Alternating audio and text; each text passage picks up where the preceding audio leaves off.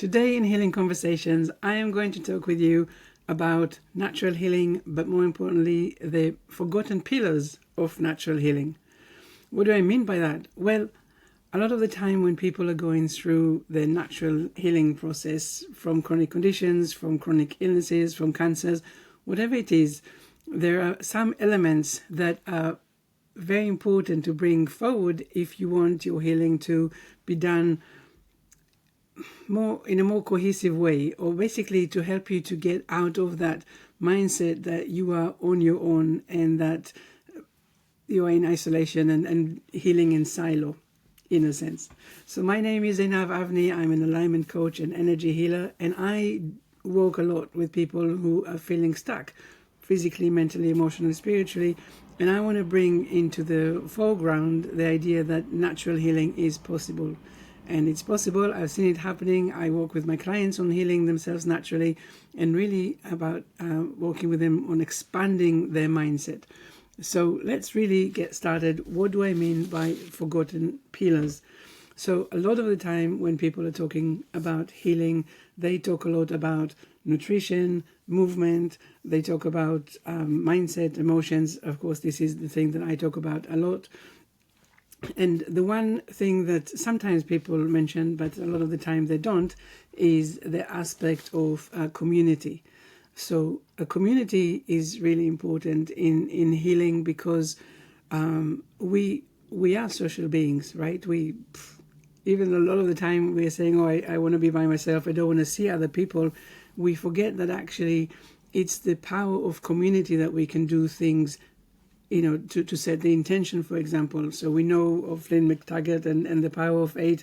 And we know that, even if you bring in your community and you set the intention to bring healing or change, or, for you to meet the practitioner that can help you, whatever the intention is, if you do it by yourself, it's one thing. And if you do it in a group, that can intensify and bring in results that maybe you haven't experienced yet. Community can make sure that that you're not alone. It's not about, a lot of the time we have a face on and we're like, okay, this is how I need to present myself, this is what is expected of me, and all of this is fear-based, it's ego-based.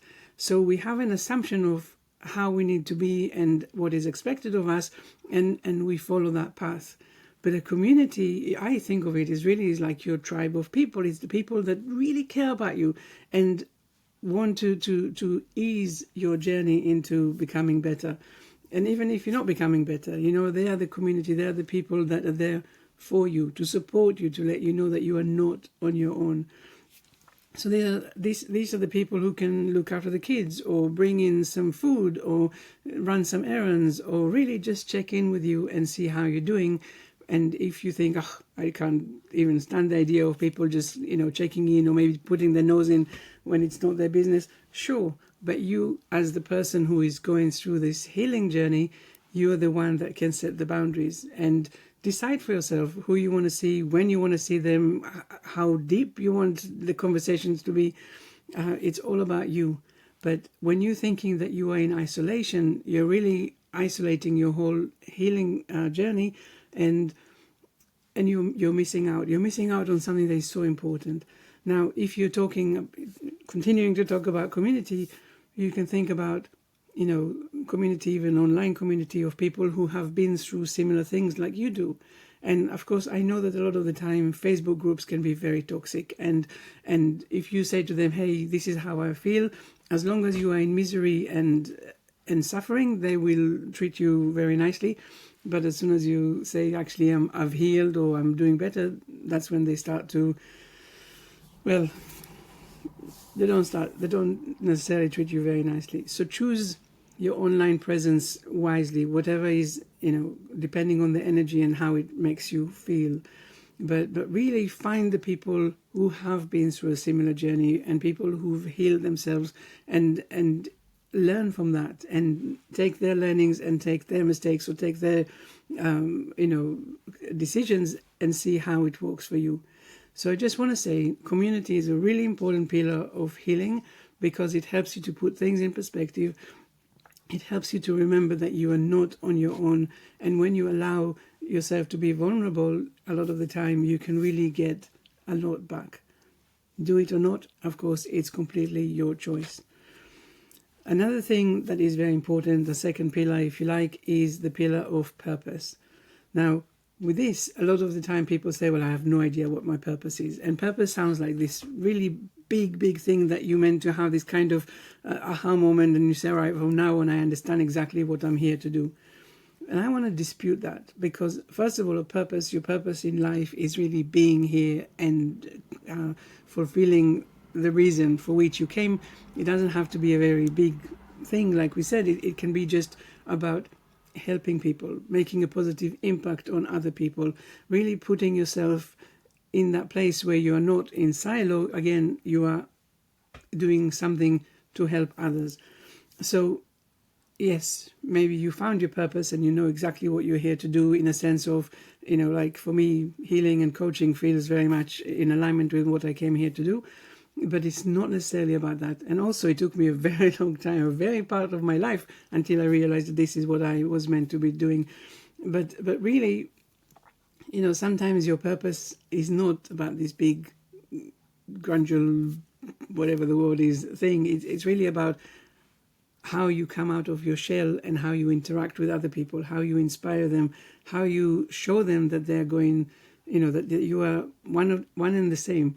So, for example, if you are going through a healing journey and you think, hey, I have something to share, sharing that could be part of a purpose, because you are now inspiring other people, showing them that what you've done to make it possible. But really, I also like to think about purpose in a sense of, and I guess that's also touching a little bit on the community aspect, and this is when you do things for other people because you want to help them, not because you're looking for a reward or something in return.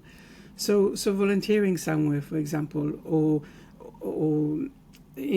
just seeing someone in need and choosing to help them, even in a small way, because that also helps you to see that there is more, I guess, need for help out there than you think about yourself. What I'm trying to say is that a lot of the time when we are going through a healing journey, we can't see where we are in the biggest scheme of things. I was walking with someone, for example, and she was very much in her pain journey, and nothing was going to help and nothing was working out, and she was really very much deep into the conditions that she was suffering from. And at that time, I remember, I just lost my younger brother, and this was 15 years after I lost my older brother. So for me, I was sharing that in some way because it was, of course, relevant to what we were talking about. And all of a sudden, when she was able to see my suffering journey, she could put her own journey in perspective, and that really helped her to come out and to see that she was basically, before I was talking with her, she was spiraling down, kind of really believing that she was stuck and really believing that she was at the most suffering that there was or that can be. And when I was sharing with her my story, she could see that actually they're suffering. Everyone is suffering. Really, everyone, each and every one of us has a story. And for some people, it's a physical pain, and some people it's emotional pain, and some people it's And the point is that when you're able to put things in perspective, you also allow yourself to bring in new energies of seeing that actually people come out, they overcome things that they never think is possible. My loss story, it's very hard. It's devastating. But how do you put that in perspective? So when you communicate with other people, when you put yourself out there, when you are sharing, when you are putting, when you allow this coming and going, this conversation, you can see that actually if other people are doing something, maybe you can too. And when you move your healing, your chronic conditions, your symptoms, your cancer, whatever it is, when you move it away from the spotlight and put it into perspective and into a journey of healing, you can achieve more than when you do it the other way around. I hope that makes sense. But really ask yourself, what can I do for others today? Who can I help today? Ask the universe, who do you want me to support today? Show me the way, show me the person, show me the situation where I can really come out of my shell and help other people. And when you help other people really truly with a full heart and really wanting to make a difference in people's lives, you feel so much better. You feel differently. All of a sudden things start to click into place, and you really see yourself in that bigger picture. And so remembering that you're not on your own, and you can still do something for someone who is maybe less fortunate or in more in bigger struggles and in a bigger need of help, helps you to see that, remind you of your worth really, and remind you of what you're doing here and who you are, and that actually you are on a journey. And a journey means that where you are right now is not the end of the journey. There is more to the journey than where you are right now. The third point that I want to make is, of course, something that a lot of other people talk about as well in their pillars of healing. And this is really about mindset, trust, that kind of stuff. So again, many people, when they're, they get up in the morning and there's all these conditions and all the symptoms and feeling really bad and maybe not able to get out of bed, or the pain is so intense. And basically what they do kind of as a habit, a subconscious habit, is do today exactly what they've done yesterday. So they allow, in a sense, to the pain to stay there and to stay at main stage or center stage, and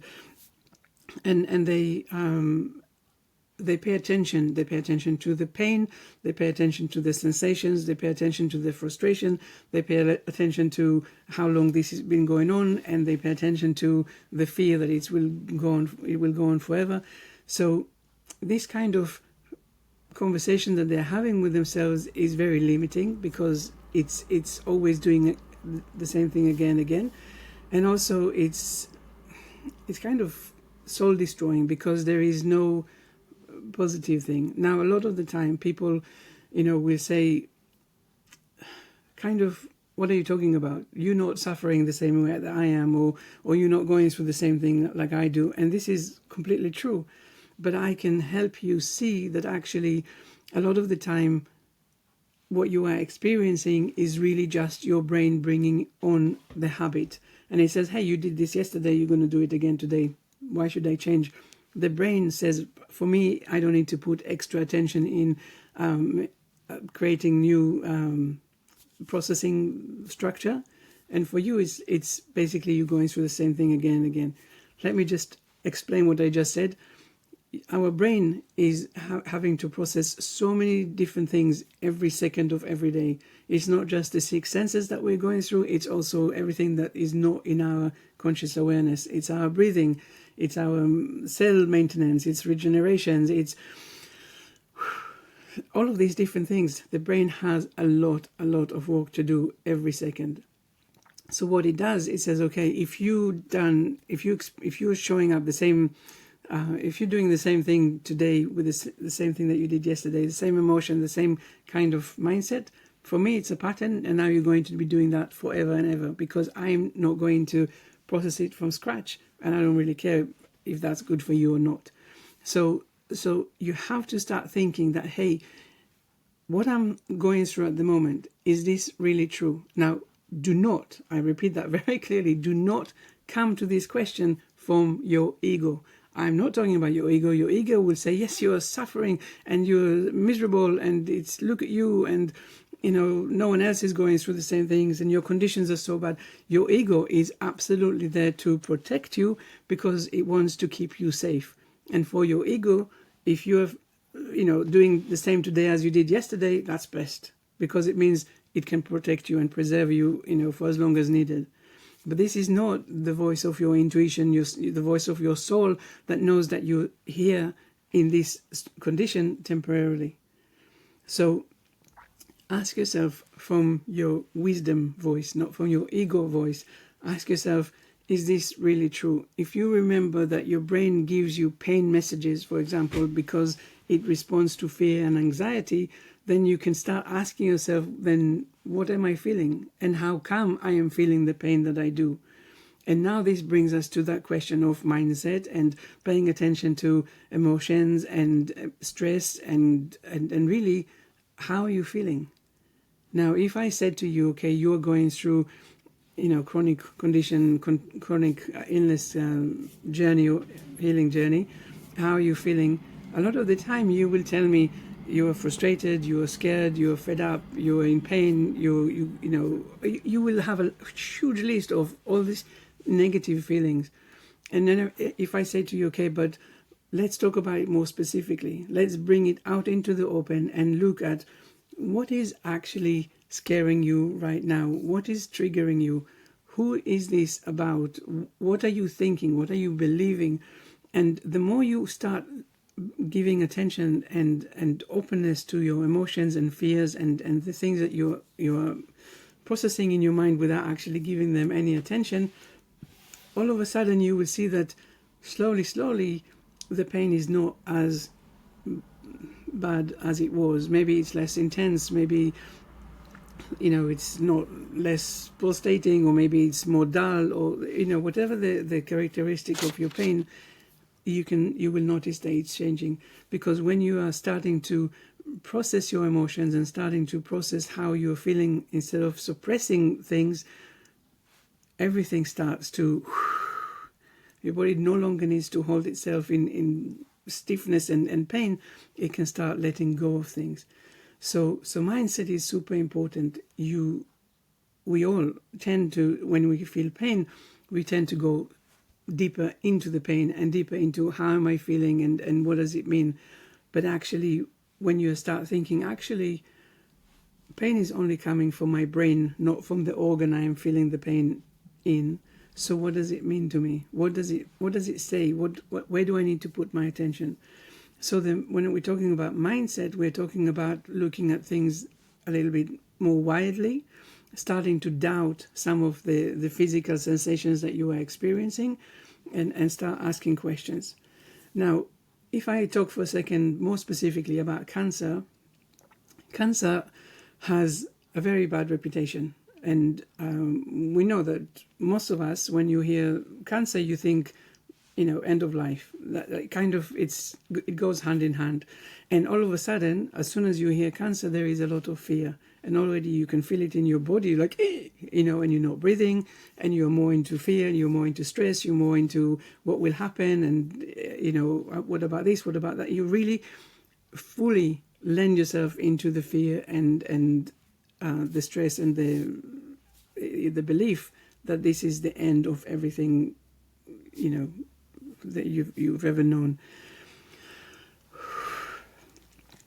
And I want to say, no. Sure, some people will go through cancer and that will be it for them, sure. That's really part of life.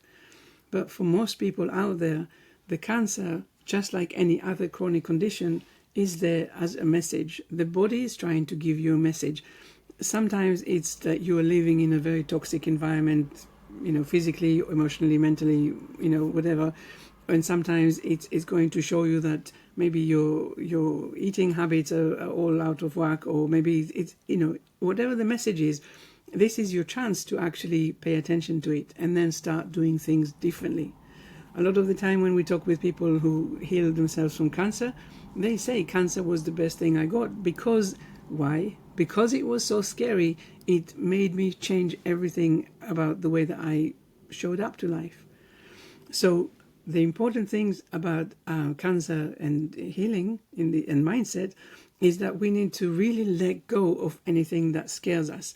We need to, and let go sounds like, just ditch it. It's not like that, I get it. But it's the invitation to go through this emotional journey, and we want to look very specifically, where do you believe that that you need to lead your life in the way that you do? Where is the fear? Where are the limitations? Where are the compromises? What is it what is the starting point that you're coming to this journey from? And when I say letting go, it means that really you can start exploring how you show up, and start choosing different ways to do things. So, for example, a lot of people actually, when I talk with them, they say, oh, I don't want to say the word cancer because that's triggering things. For sure, I get it. But when you are not saying something, it means that now we have a little problem, because every time you think about cancer, you really do bring all of these negative emotions. But when you normalize it, and you know that all of us have cancerous cells, so that's kind of a norm for us. So when you disarm the word cancer, then it doesn't trigger you anymore. Now you can breathe into it. Now breathing, for example, is super important, because you're breathing into your cells, and you're expanding things, and you're no longer in that stress and stiffness that your body is so used to being because of how we do life. We also want to look at how, the meaning we give to things. We have so many limiting beliefs about what is the right way to live, what is the right job, the right relationship, how, what is it that I need to do to be happy. And we don't often see that this is just a norm that was built by people that were, first of all, very scared, and second thing, very limited, and third thing, never dared for themselves to follow their heart and follow their soul and follow their path to really fulfilling that soul journey that we spoke about earlier. So if someone says to me, this is the normal, I'm like, I'm not interested in normal. Tell me that I'm weird, I'm like, yay. Who wants to be normal? Weird, sure, weird sounds negative, but I don't care. I want to be me.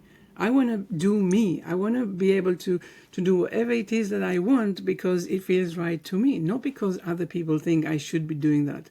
Because if I really look at these people, I know that they're operating from fears. They never do what they want to do, but they can look at other people and say, oh, you should do this, you should do that. Why? Because you said so? Absolutely not. I am not following that unless I decide for myself that it brings me joy, expansion, and flow, really. So whatever it is that you are going through, ask yourself, how come? How come I am doing these things? How come this is what I'm believing? How come this is, what I'm choosing to do every morning? It's really important. Now, it's the same thing with, your healing journey, because you probably had a diagnosis from doctors, and you've probably been given some advice, maybe medication, maybe you got scared when they told you that there is no cure. Now, what is cure? Is it only the one way is to follow pharmaceutical and really Western medicine advice?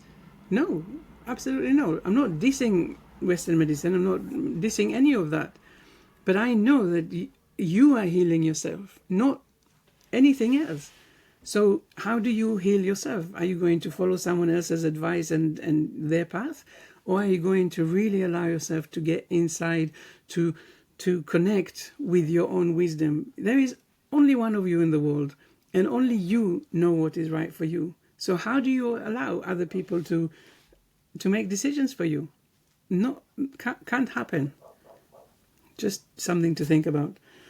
And lastly, the last thing I want to say, and I kind of mentioned it already, it's really about showing up with curiosity. Because a lot of the time we have this kind of pre-perceived notion of what is right and what is wrong. And we use these labels all the time. Oh, this is good. Oh, this is bad. This is not right. This is yes right. We say these things. We don't even think about them. And then if you ask yourself, well, how do you know? You don't. There is no good or bad. There is just the meaning that you attach to this thing. Someone said, right, there's no good news or bad news. They're just news. How do you interpret them? That is what makes them good or bad. So when you are going through your healing journey, and you really want to pay attention to your language, you really want to pay attention to how you communicate things to yourself, and do you use these labels all the time?